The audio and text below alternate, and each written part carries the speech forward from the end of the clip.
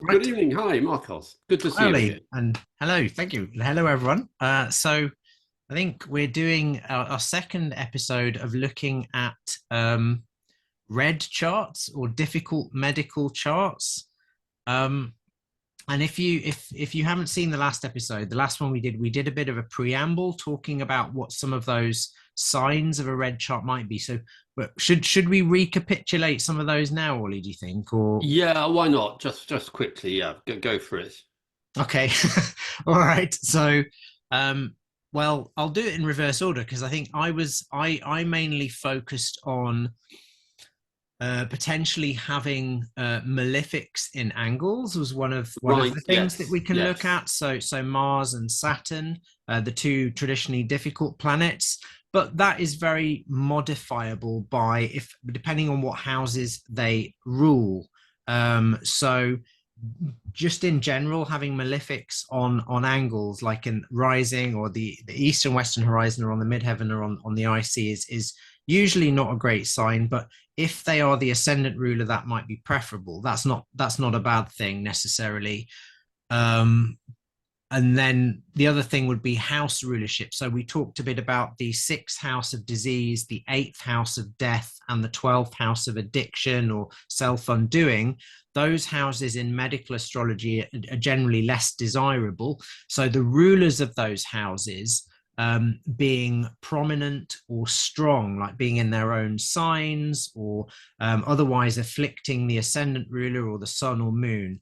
And then I think we also talked about interchanges between those houses. So, like, I think this was your point mainly last Yeah. time, Molly. So that was the ruler of the sixth in the eighth house. So a disease which could be chronic, and likewise the ruler of the eighth in the sixth, a disease which could be chronic. Either of those can mean a disease which lasts until death, or a potentially mortal or lethal disease. It's one of the potential significations. The ruler of the 12th in the sixth could be an addiction causing illness or illness causing addiction, and same with vice versa. And then the ascendant ruler in the sixth, the eighth, or the 12th, or vice versa, could indicate similar sorts of issues. I mean, and then there was one other point you made, but I'll leave you to pick that up if you can remember. It was the fixed stars, I think we talked Oh, about. yes. Just if having a fixed star, well, a particularly bad fixed star, something like Algol or something like that, being conjunct the ascendant or the sixth house ruler or something like that, Yes. or yeah. So well worth looking at as well. Yes, I mean, so as I say, we did cover this at the beginning of the last episode. The first sort of probably 15 minutes was us talking about these sorts of ideas. So do go back and watch that. Yeah. So any of those dodgy fixed stars, I think the ones we mentioned last time were Algol, Antares, um, the South Scale, Shiat.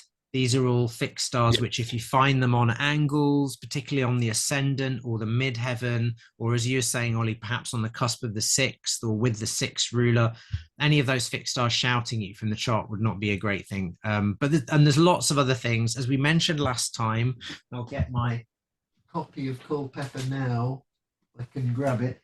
This little book, Culpeper's astrological judgment of diseases from the decumbiture of the sick, one of the gets the award for pithiest titled book, is a brilliant little book. And in here he gives there's a whole chapter on signs of death or signs of life. So things in the chart which are not good, things in the chart which are good, signs of long sickness, signs of short sickness. So he does chapters on things you can look for in each of those. And it's not a long book, but there's lots and lots in it. Lots in it. Mine Yeah. is stained and battered and well overused. So yeah.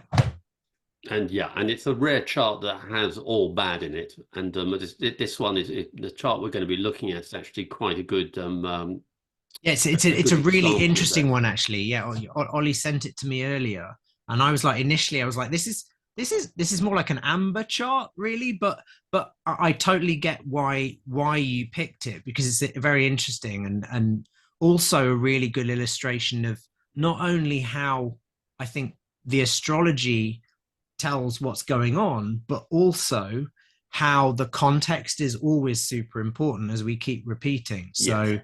So both of those things. Anyway, I'll shut up and I'll let you take the helm because I think Okay, so I'm just going to I will show you this chart, and so we can have a proper chat about it.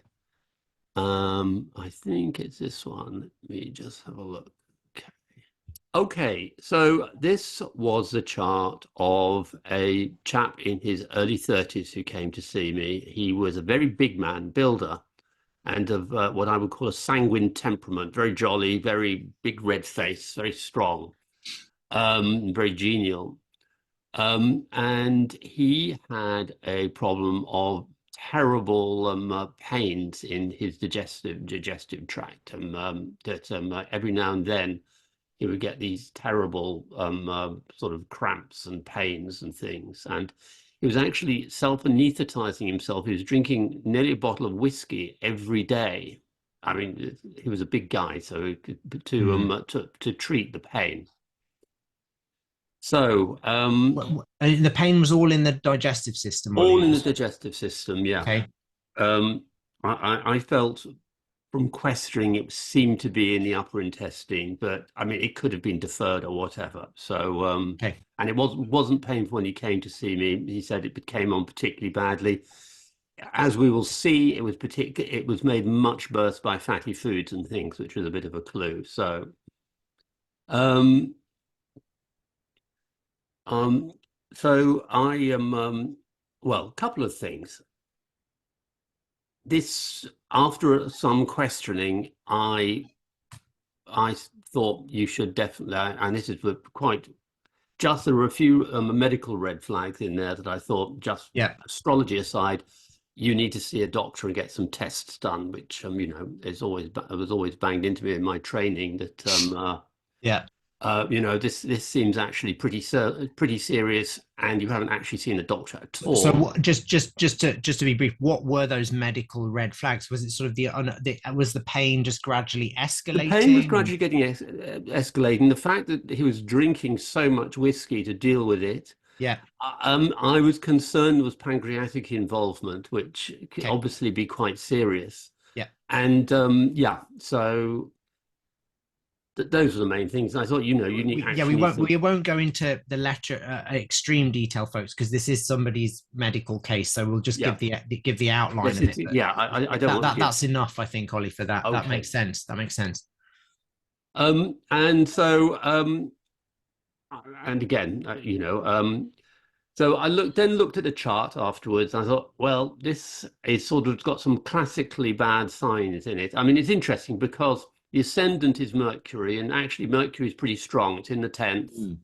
and it's in its own house, rulership. So that gives it a lot of dignity, accidental and essential. So that's good. However, the sixth house is ruled by Aquarius, and which is ruled by Saturn, and Saturn's actually on the pretty much on the cusp of that house, so that's not good. And Mm. Saturn is retrograde, which is not good, and actually, and it's in its triplicity as well, I think. So that has an awful lot of essential dignity, Right. So and just to unpick that, Ollie, you're saying that because Mercury in the 10th rules Virgo on the ascendant, which and correct. therefore represents the patient, that Yes, Mercury in Gemini is because Mercury's in its own sign, it's quite strong. So that that's which shows right. the patient is quite robust and in pretty good Robust. health. But you've got the sixth house with Aquarius on the cusp. So Saturn, the ruler of Aquarius, represents the disease, and Saturn being in his own sign, also very strong and retrograde is not a good sign because it means the disease is strong and sort of moving backwards or so it's literally not going anywhere. It's the slowest, heaviest Absolutely, planet. absolutely, Okay. and it's a fixed sign as well, Aquarius. So the Right. disease is not going anywhere. As you say, it's also likely to be pretty permanent. Also, the sixth house. Just I always look and about what they say about the radicality of the chart to see if the does the astrological sort of locations and things tie up with what the patient says. And obviously, the sixth house rules the digestion, the intestines, The and that small seemed intestines, yeah, small and the intestine. That pancreas, seemed and very much yeah. the area that was problematic. So I was a big tick there, like, okay, this chart is looking pretty realistic. Mm, I then what I then tend to do is I tend to look at the rule of the eighth house, which is Jupiter, which is Pisces, and Pisces is ruled by Jupiter, and Jupiter is also in the sixth house. Now, this is an interesting one because a benefic normally in the sixth house is a good sign, mm. but the eighth house ruler in the sixth house is a bad sign. So it's like, okay, well that's an interesting one.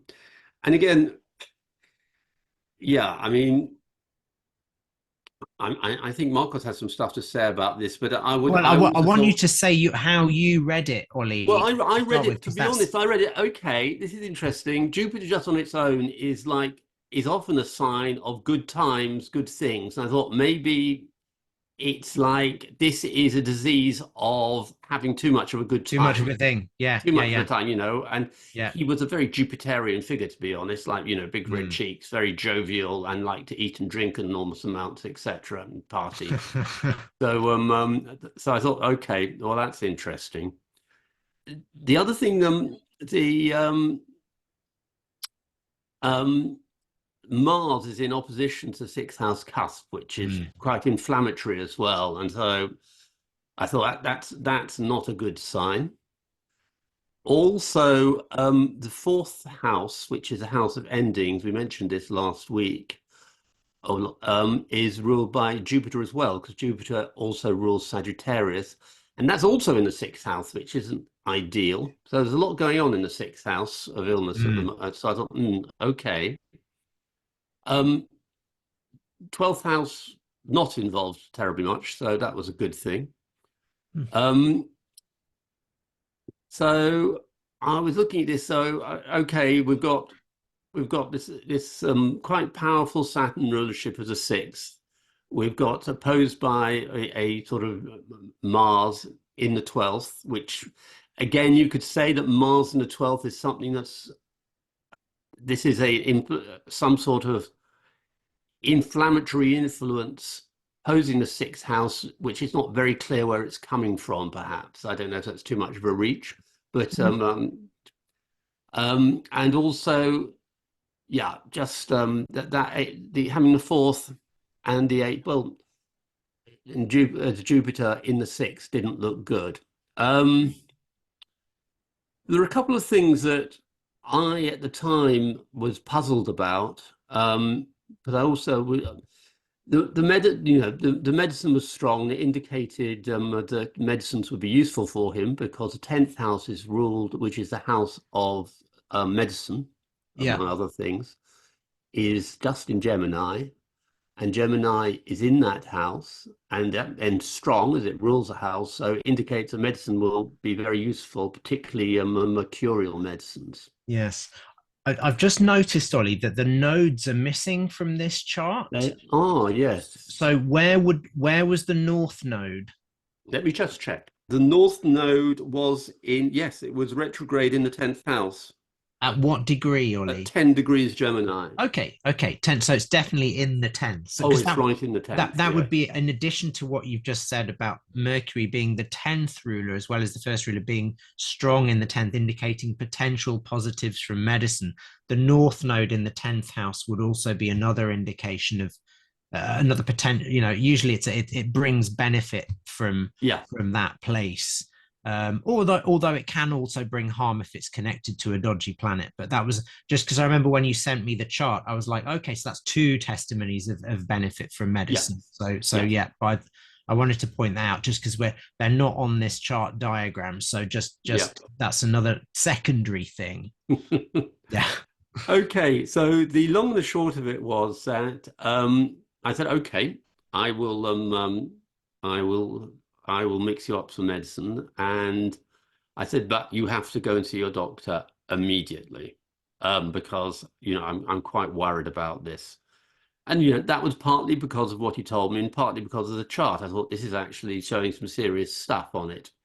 Mm. Um, and he did see his doctor, and he had very early stage 0 Yeah. pancreatic cancer, Right. which was causing all the problems. Which, interestingly, he after hearing that, he never came back to me for any minutes. Ha! But did you hear back from him? Did you I hear what did hear happened? back from him, Right. and he was being very successfully treated. He Yeah. was not from the UK. He was from Europe, Okay. in his country, and responded very, very well to the medications. Which I was always Mm. interested, because obviously Mercury is cold and dry, and that modern medications tend to be cold and dry, I would say. And Hmm. so it probably, you could well argue it was a mercurial medication they did. He was incredibly vague, and I mean, he was getting any medical details out of him. Oh yes, I've seen a doctor. They have very sanguine behavior. Well, Like, it's fine now. that's interesting. So he was successfully treated, and Yes, and it was caught early enough, mainly probably through your directing him to go there. right. So I mean, had he gone to another practitioner who was perhaps not so well trained or astute, it might have gone another way. So that's really, really good.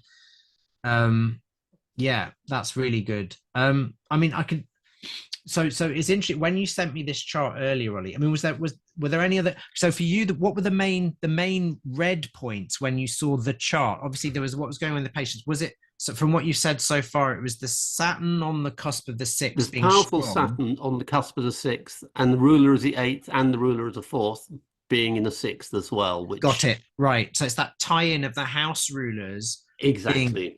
right. And then obviously, as you've also pointed out, that would just with that additional factor of the Mars, the other naughty planet, being Yeah. tied into Saturn, the sixth Oh, ruler and on the one cusp other of six. one other thing, Marcos. I Right. was looking where the moon was going next, and it has a sextile almost immediately with To Mars. Mars. And I thought, Yes. well, that's probably not good. So, Yes, that was an issue. I can tell you what when you sent me the chart, what I thought, the reason I thought this was an amber chart rather than a flashing red chart, a few things.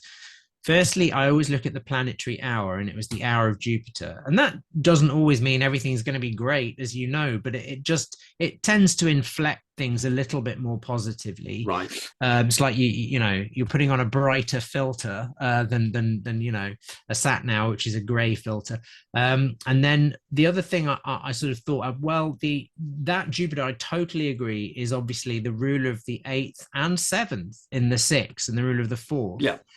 So I'd kind of see that that's tying in the significations of the fourth house of endings, the eighth house of death, and the seventh house of the physicians, plural, because Right. obviously it's a mutable sign. And we've got, so Right. Pisces is mutable, so that it always indicates more than one. We've got mutable sign on the cusp, ruled by Jupiter, and a mutable sign, so more than one. That to me indicates that maybe physicians could potentially be a cause of ultimately death or suffering in the worst case scenario. What gave me much more hope is that Jupiter is obviously very well dignified in Pisces. Now, retrograde means going the wrong way or going backwards. So there's a possibility of therapeutic misdirection or misdiagnosis or delays or that kind of thing. But if I looked at Mercury, the ascendant ruler, it was moving forward through Gemini and then enters Cancer and immediately trines Jupiter. And that's a trine with reception because Right. Yes. Cancer is the exaltation of Jupiter. So Jupiter would receive Mercury by trine. Um, it's a bit of a mixed bag because Jupiter is in Pisces, which is the sign of the detriment and fall of Mercury. But it's more important, I think, that Jupiter receives Mercury than the other way round, because in the tradition, it was more important that the heavier planet looked after the lighter one rather than Right. the other way Yeah. around. Plus, it was by trine, plus it's Jupiter, who's the greater benefic. And it's a daytime chart. So that makes Jupiter all a bit more positive. So for me, that the dodgy signs in this chart were exactly what you've pointed out, like eighth ruler in the sixth, fourth ruler in the sixth, Saturn, the ruler of the sixth, in a fixed sign, retrograde on the cusp of the sixth with that Mars involvement, and the fact that the moon was applying to that sextile of Mars, all of which you pointed out, those give me the collywobbles a little bit. But what's positive is the hour of Jupiter. The Mercury, when it changes sign, yes, it loses dignity, so it loses a bit of power or strength. Interestingly, it's still in the house of treatment. So I wonder if he's giving chemo or something that's a bit weakening, maybe. But at the same time, there's that trine to the Jupiter with reception. And Jupiter ruling the eighth house, there's a rule from Masha Allah's on reception, famous, I think, 11th century astrologer. No, earlier than that. I think it might be 9th or 10th century. Anyway, whatever. Arabic text, although Masha Allah was actually a Jewish astrologer, but he's often cited as Arabic because he took an Arabic name. Anyway, I digress. The point is, he says, if the ruler of the eighth house receives the ruler of the first house, the patient will not die. The other way round, it's a bit more touch and go. So here we have a heavier planet, Jupiter, which is also a benefic, receiving the lighter planet, Mercury, and that heavier planet ruling the house of death, receiving the rule of the house of life, Mercury. Right. That to me is escape. The only thing that concerns me is the retrogradation of that Jupiter and the fact that the Jupiter. And the retrogradation of the sixth house. What this chart to me is saying, in summary, is that here is a dodgy disease which is probably has a tendency to relapse, and that where this patient is going right now is involving some effective treatment, but there may be a little bit of potential misdirection or mismanagement by therapists involved, which could mean that the treatment is initially effective, but there may potentially be some relapse down the line. Now, I don't believe any of this is fated, but I do believe that as astrologers, we can see this so that if the client is open to it, we could advise them. But obviously, I don't think we clarified this earlier, Olly. This is a consultation chart. This isn't a person's birth chart. This is a consultation chart. So I presume you were looking at this after the consultation just to get a bit of an extra framework from it. Yeah.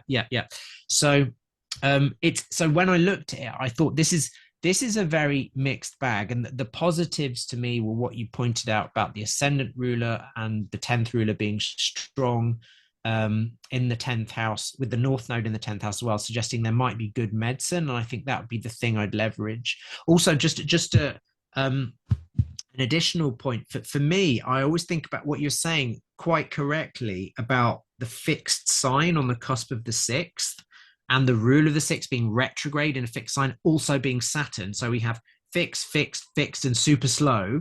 So this is a disease that doesn't want to go anywhere and keeps coming back.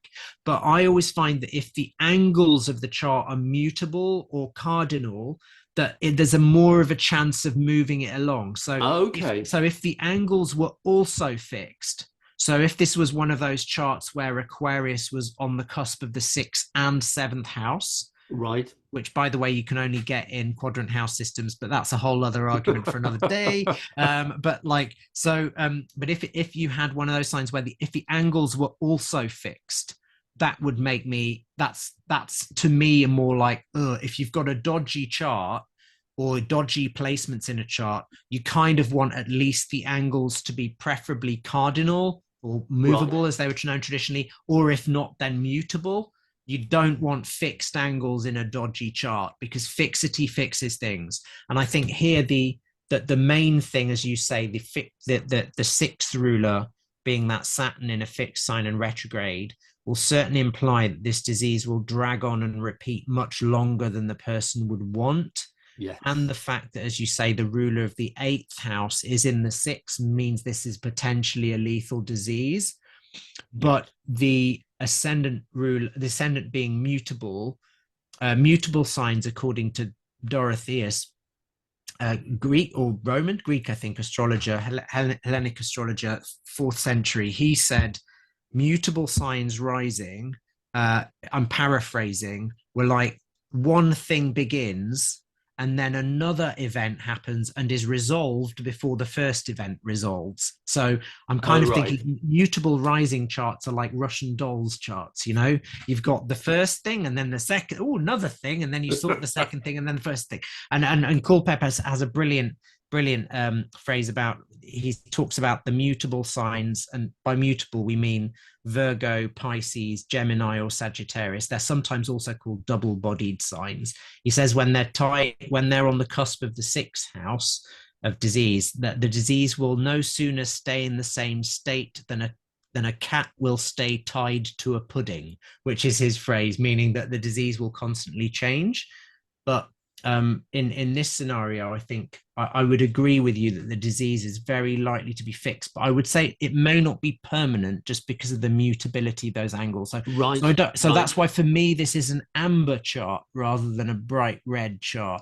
But I Okay. totally, I mean, you were obviously 100% right in your misgivings because of what transpired. But the positive side was that when you spotted it, it was an early sign, and that you were able to direct him to good treatment. So that whole thing about positive treatment, and that you as the one of the physicians being the Jupiter, having that positive influence on the sixth house, and is so Jupiter in this chart is serving duty both as the dignified benefic of the sect ruling the seventh house, helping to resolve those sixth house issues, but also as the ruler of the eighth house in the sixth, showing a potentially lethal disease. It's signifying both of those things, I think. Right. Yeah.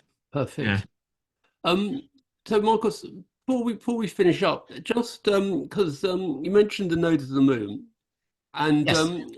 just how do you, can you just go a little bit more detail on how you use them in your Yes. Yeah. astrology Yeah. chart? I think they're very important.